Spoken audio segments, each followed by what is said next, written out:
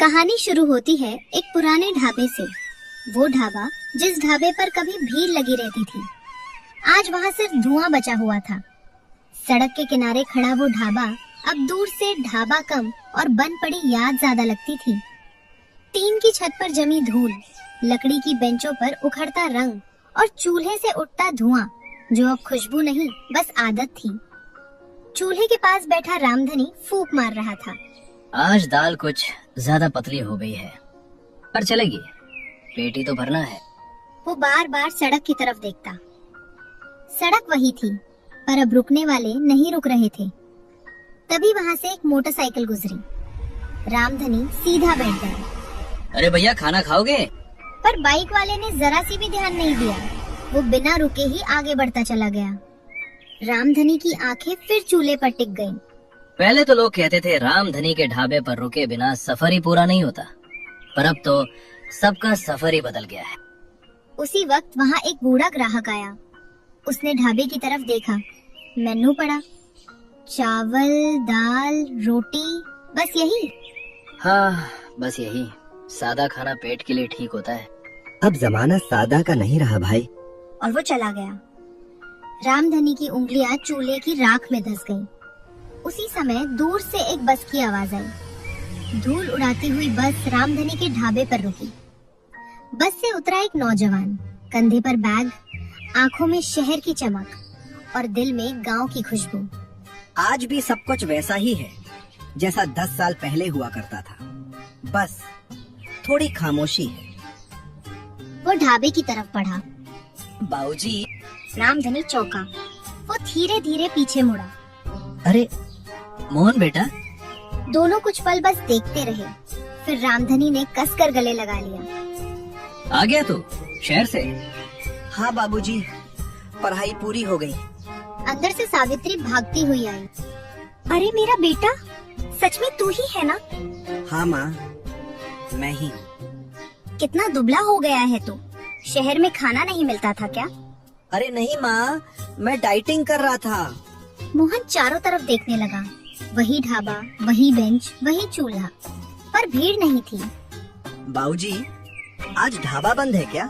नहीं तो खुला हुआ है, बस अब लोग कम आते हैं बेटा। मोहन चुप हो गया। उसने पहली बार महसूस किया ये ढाबा सिर्फ व्यापार नहीं, ये उसके बाबूजी की जिंदगी था। और शायद यहीं से उस जिंदगी की सबसे बड़ी लड़ाई शुरू होने वाली थी।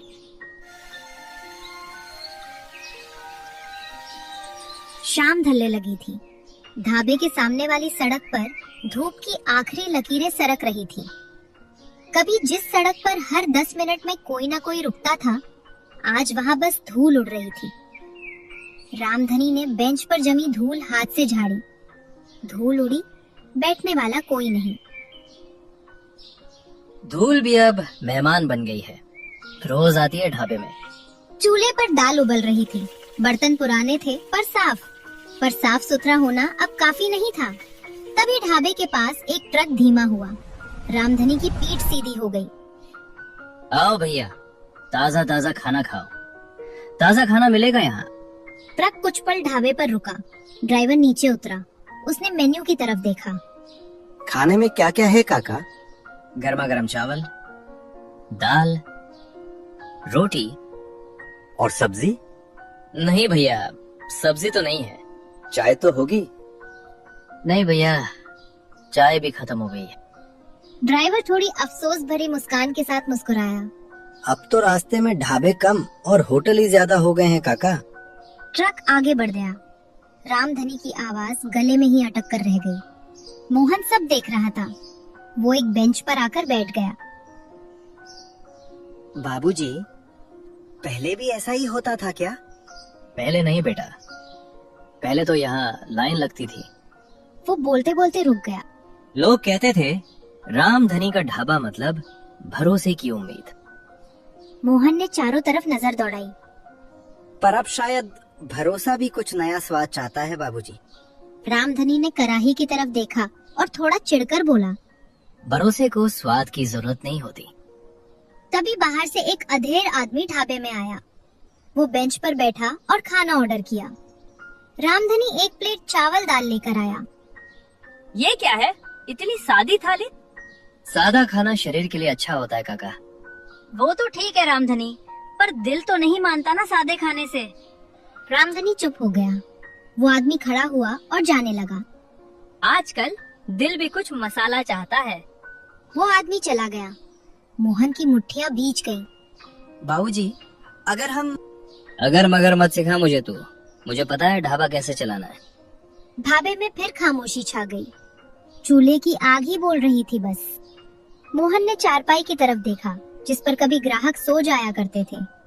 ये ढाबा सिर्फ खाना नहीं बेचता था बाबूजी। ये ढाबा कभी आराम भी बेचा करता था। आराम नहीं, सुकून बेचता था। मोहन का सिर हिल गया। अगले दिन फिर से रामधनी ढाबे में बैठा हुआ था।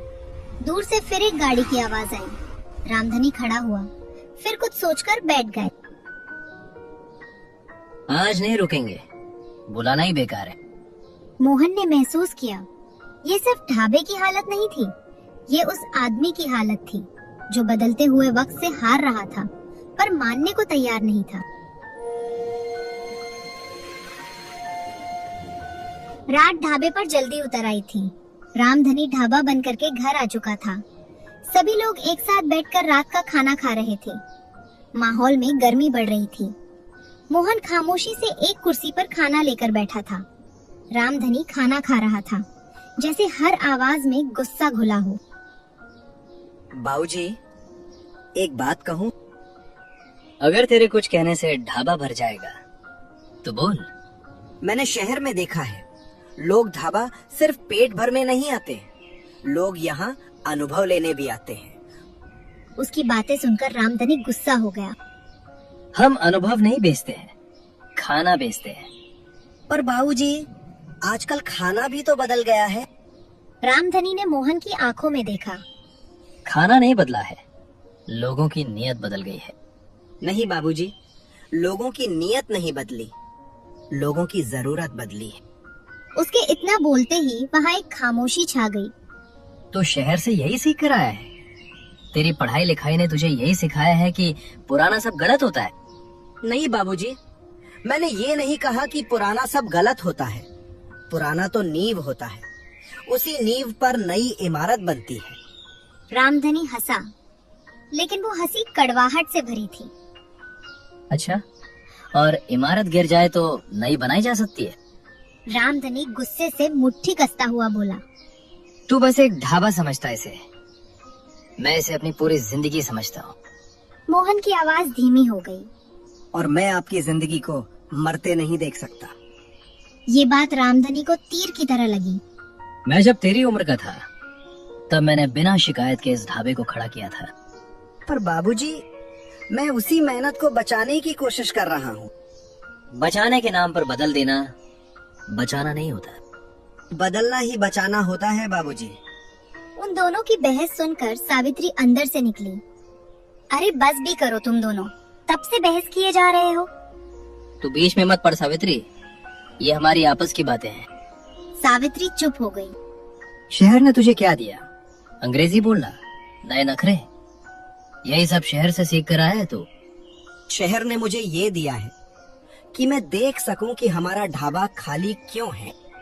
रामधनी ने गुस्से से बेंच पर हाथ मारा।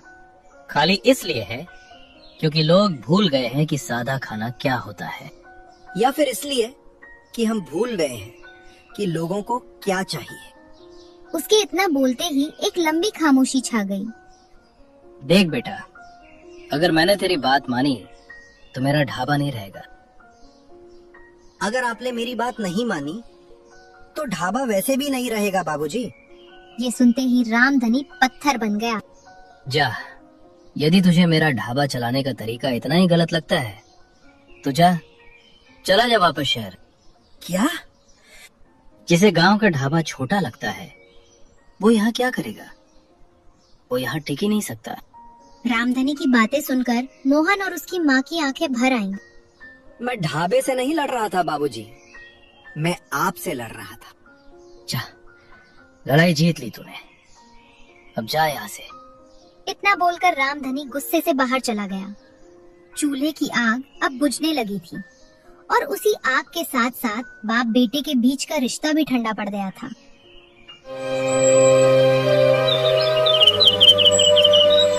सुबह का उजाला ढाबे पर ऐसे उतरा जैसे उसे भी यहाँ रुकने का मन नहीं था। रोज की तरह ही रामधनी काउंटर पर बैठा था, पर बेंचें खाली थीं और ढाबे के भीतर भारी खामोशी थी। मोहन अपना बैग और जमीन पर रखे कपड़े समेट रहा था। हर कपड़े के साथ कोई न कोई याद भी बंध रही थी। सावित्री दरवाजे पर खड़ी ये सब देख रही थी। खाना खा ले बेटा, रास्ता लंबा है। नहीं माँ, मुझे भूख नहीं है। बाबूजी से बात कर ली? नहीं। उसी वक्त बाहर से रामधनी की आवाज आई। बस निकलने वाली है। ये शब्द नहीं थे, आदेश थे। मोहन बैग उठाकर बाहर आया। रामधनी ढाबे के सामने खड़ा था। नजरें सड़क पर थीं, बेटे पर नहीं। मैं लड़ने नहीं आया था बाबूजी, मैं बस आपका ढाबा बचा रहा था।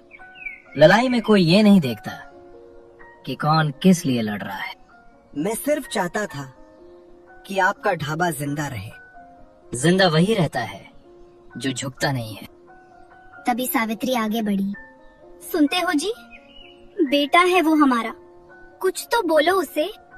सावित्री की आंखें भर आईं, पर रामधनी अपनी जगह से जरा भी नहीं हिला। सड़क पर बस का हॉर्न बजा। मोहन ने आखिरी बार ढाबे को देखा। वही चूल्हा, वही धुआं, वही बेंच। जब ये ढाबा पूरी तरह बंद हो जाएगा ना, तब मुझे मत याद करना। रामधनी का चेहरा सख्त रहा। मुझे किसी शहर की सीख नहीं चाहिए। मोहन ने सिर झुका लिया। तभी बस के कंडक्टर की आवाज आई। ओ भैया, चलना है कि नहीं? जल्दी बैठो। मोहन ने एक कदम आगे बढ़ाया, फिर रुका, पीछे मुड़कर देखा। क्या मैं वापस आ सकता हूँ? रामधनी ने थोड़ी देर बाद जवाब दिया। जब तू अपना मन बदले बिना आ सके तब आना। ये वाक्य सुनकर मोहन पूरी तरह टूट गया। वो बस में चढ़ गया। उसने खिड़की से देखा। माँ रो रही थी, ढाबा खामोश था और बाबूजी सामने पीठ किए खड़े थे। बस चल पड़ी। सड़क के मोड़ पर मोहन की आंखें भर आईं। रामधनी वहीं खड़े रहे जब तक कि बस धूल में गुम नहीं हो गई। फिर सावित्री धीरे से बोली, आज ढाबा नहीं, घर सूना हो गया है। रामधनी ने कुछ नहीं कहा, बस चूल्हे की तरफ देखता रहा।